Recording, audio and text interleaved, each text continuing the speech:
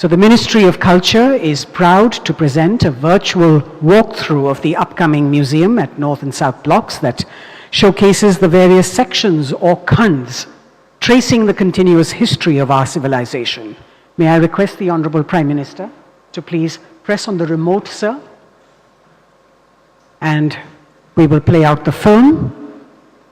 You may also be aware that there have been 2 joint working group meetings with France to discuss collaboration on this project, and this matter will be discussed further with the French side on the sidelines of the Museum Expo to firm up the MOU. Bharat देश, जहां दुनिया की सबसे बड़ी statue, सबसे बड़ा stadium और 10,000 feet ऊंचाई पर बनी विश्व की सबसे लंबी टनल है, इसी भारत देश में बनने जा रहा है विश्व का सबसे बड़ा संग्रहालय, युगे युगीन भारत राष्ट्रीय संग्रहालय। कोई भी देश तब तक आगे नहीं बढ़ सकता जब तक को अपने इतिहास, अपनी विरासत, अपनी संस्कृति, उनके प्रति अगर वो गर्व करना नहीं जानता है। इस संग्रहालय में संकलित है हमारी युगों पुरानी गाथा। कौन थे हमारे पूर्वज जिन्होंने इस प्राचीन संस्कृति की नींव रखी, जिनके मार्गदर्शन में वैभवशाली सभ्यता का विकास हुआ, जिनके संरक्षण में ज्ञान विज्ञान की अतुल संपदा विकसित हुई और जिन्होंने भारतीय स्वतंत्रता संग्राम का इतिहास रचा। भारत का यह बेजोड़ संग्रहालय बनकर तैयार हो रहा है 1,17,000 वर्ग मीटर के विस्तार में। इस ऐतिहासिक धरोहर के दोनों खंडों के 950 कक्षों में संकलित की जा रही है लगभग 5,000 वर्ष पुरानी भारत की अतुल सांस्कृतिक ज्ञान संपदा। क्या आप जानते हैं, युगों पहले हमारे पूर्वजों को मिश्रित धातु के निर्माण का ज्ञान था। प्राचीन भारतीय धातु विज्ञान के प्रतीक रूप ऐसे ही एक द्वार से प्रवेश करके आरंभ करते हैं भारत खंड की अभूतपूर्व यात्रा। पहुंचते हैं भारतवर्ष की प्राचीन समृद्ध परंपराओं के संसार में।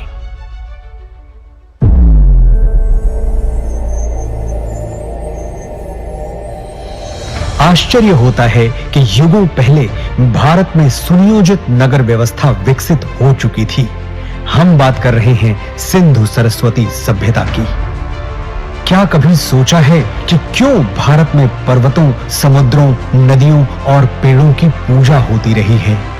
क्योंकि हजारों साल पहले भी हमारे विद्वान जानते थे कि जिन पंच तत्वों से एक सूत्र में बांधा था। वेदों, उपनिषदों में केवल आध्यात्मिक ही नहीं, राजनैतिक, सामाजिक, आर्थिक, ज्योतिष और विज्ञान जैसे सभी क्षेत्रों का ज्ञान समाहित है। यही नहीं, ऋग्वेद में त्वचा रोग विशेषज्ञ विदुषी अपाला का वर्णन मिलता है। सुश्रुत की शल्य चिकित्सा, चरक के सिद्धांत और पतंजलि के अष्टांग योग की प्रासंगिकता हैरान करने वाली है। विश्वविद्यालयों का प्रचलन भारत में 2000 वर्ष से भी पहले से था।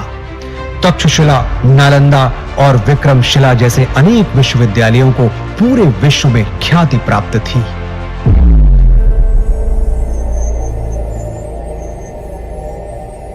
वैभवशाली मौर्य साम्राज्य के उत्थान और विस्तार के साथ ही यहां सातवाहन, पल्लव और कुषाण, गुप्त वंश का स्वर्णिम काल, राष्ट्रकूट, चालुक्य, चेर, पांड्य वंशों और कश्मीर आदि के शासकों की गौरव गाथाएं संकलित हैं।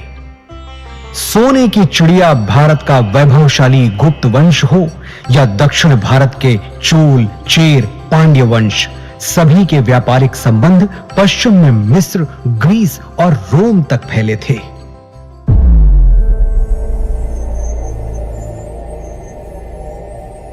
युग परिवर्तन के साथ अब प्रवेश करते हैं मध्यकाल में, जहां राजपूतों की शौर्य गाथा के साथ सल्तनत और मुगल युग का इतिहास संकलित है। चौहान, प्रतिहार, परमार, सोलंकी, सिसोदिया और राजपूत राजाओं की केवल शौर्य गाथाएं ही प्रसिद्ध नहीं थी, बल्कि उनके संरक्षण में कला, शिल्प, संस्कृति का भी अभूतपूर्व विकास हुआ।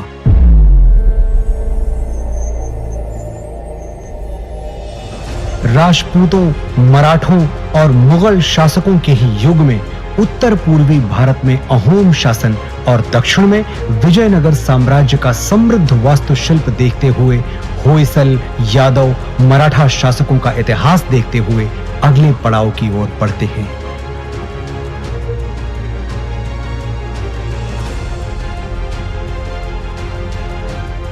बढ़ते हैं परिवर्तन के उस दौर की ओर जब ईस्ट इंडिया कंपनी को भारत में व्यापार की अनुमति मिली।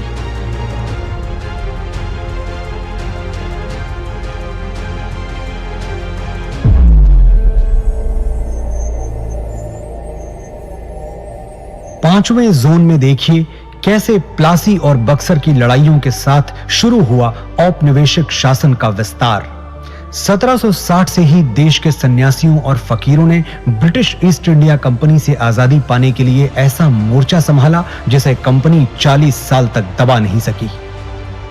और 1857 के प्रथम स्वतंत्रता संग्राम के बाद हर वर्ग के लोग अपने अपने ढंग से आजादी की लड़ाई में आहुति देने उतर पड़े।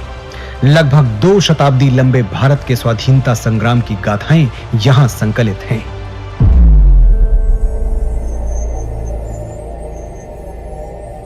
वर्षों के संघर्ष के बाद भारत की आजाद हवा में स्वतंत्रता का तिरंगा लहराया।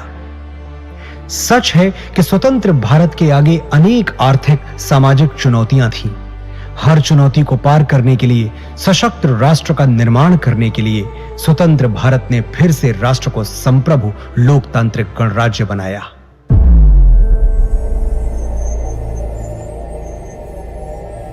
विज्ञान और प्रौद्योगिकी में आधुनिक भारत नई ऊंचाइयां छू रहा है। नई दिशाओं में नव प्रयोगों से नए आयाम तय कर रहा है। राष्ट्र को सुरक्षित बनाने के नित नए प्रयास सतत जारी हैं। रक्षा के क्षेत्र में भी भारत आत्मनिर्भर बन रहा है। अंतरिक्ष विज्ञान में ऊंची उड़ान, दिन प्रतिदिन बढ़ता डिजिटल संसार, चिकित्सा के क्षेत्र में अद्वितीय योगदान, दिनों दिन होता आर्थिक व्यापारिक विस्तार, शिक्षा का उत्थान प्रसार इस जोन के अन्य कक्षों में क्रमशः संकलित है। आज जब हम आजादी के अमृत काल से शताब्दी वर्ष की ओर अग्रसर हो रहे हैं, भारत के अतीत की अनमोल विरासत, वर्तमान के अथक प्रयासों और भविष्य की झलकियों की कहानियां समेटे बनने जा रहा है विश्व का यह सबसे विशाल संग्रहालय, युगे युगीन भारत राष्ट्रीय संग्रहालय।